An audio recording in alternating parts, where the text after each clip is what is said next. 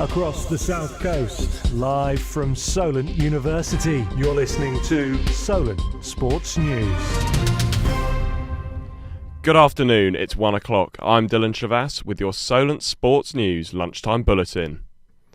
Starting with football, the Champions League draw was made earlier on today, and I'm delighted to say that I am joined by our in-house Champions League correspondent, Ben Hayward.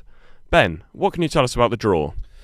Yeah, Dylan, it's been very eventful today, of course. Chelsea will face one of the favourites in Real Madrid. I'm sure many Chelsea fans didn't really fancy that in the next round. But, of course, Chelsea will look to do what Liverpool couldn't do and knock out the current holders. And Bayern Munich will play Manchester City. And, of course, be a bit of an awkward one for João Cancelo, who will obviously have his loyalty split, being sent out on loan from Manchester City to Bayern in January, which, of course, football fans around the world will know was a very random kind of appointment. And the winner of those two games will obviously face off in the semi-finals. The other two ties see Benfica taking on Inter Milan and AC Milan facing Serie A leaders Napoli, meaning for the first time since 2018 there'll definitely be an Italian side in the semi-finals. Interesting, Ben. In the past hour, the Europa League draw has also been made. What could you tell me about that? Yeah, of course, in the Europa League, Manchester United have progressed and will face Sevilla in the next round after comfortably beating City rivals Real Betis last night. Of course, they had a great first game against Betis, going 4-1 up in the first leg. So it was a pretty easy day at the office for them last night. And Sporting Lisbon will face Juventus in the next round as well after beating Arsenal on penalties. It was a fantastic goal by Pedro Gonzalez yesterday, lobbing Ramsdale from the halfway line, and I think this will really affect Arsenal in the long run, to be honest. Obviously, they're in a close title run with City in the Premier League, and there's a bit of an expectation for them to pick up silverware this season. So I think it might affect them in the coming moments of this season. Perfect, yeah. Well, as you mentioned, there were mixed emotions for the English sides in Europe last night. Mikel Arteta's Gunners side were knocked out by Sporting Lisbon on penalties following a 1-1 draw on the night. After the game, the boss expressed his disappointment in being knocked out of the competition. We really wanted to go through and fight in the competition and go for it. And today we tried for 120 minutes and the penalties, and it wasn't enough.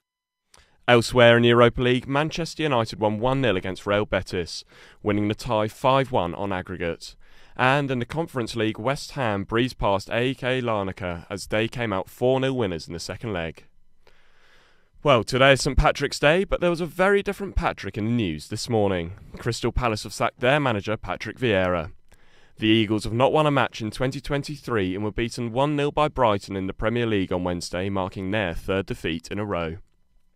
Palace are now just 3 points above the relegation zone and take on league leaders Arsenal this Sunday, as they look to begin their flight towards the upper reaches of the table.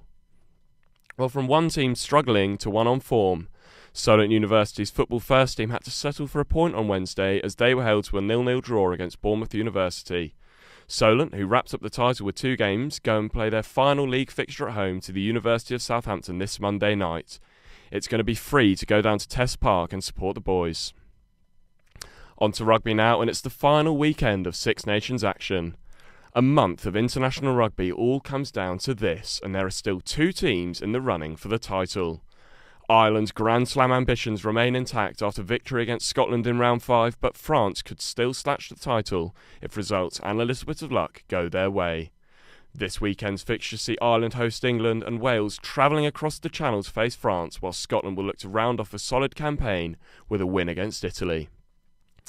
Day 4 and the final day of the Cheltenham Festival takes place today.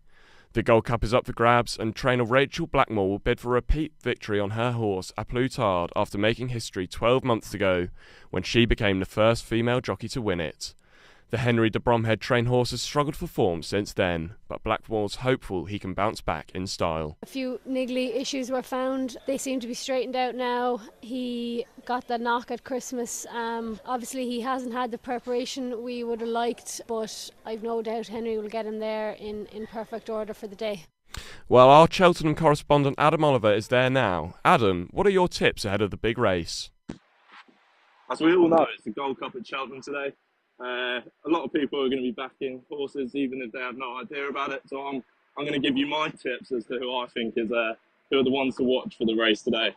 A Plutar won it last year with jockey Rachel Blackmore and trainer Henry de Bromhead. She's at 4-1. Galloping to Champ is the odds-on favourite at 6-4, and I struggle to see how he's beaten, to be honest, today. However, with the weather being quite inconsistent at the moment, there's a lot of rain about, so potentially the change of ground ranking might change that one. And then Brave Man's Game, who won at Kempton on Boxing Day earlier last year even, and I think he's a good shout at 5-1. But personally, if you want to rank outsider, I'll be back in Manila Indo each way at 16-1. Sure to be a good race. For all reaction after the race, come back to me at 4 o'clock. Thanks for that, Adam. Cricket now, and former Australia captain Tim Payne has retired from the domestic game after playing for Tasmania in their Sheffield Shield match against Queensland. The 38-year-old wicketkeeper was given a guard of honour as he left the field following the game. Payne played 35 tests for Australia, with 23 of those wearing the armband, including the famous Ashes win on English soil in 2019.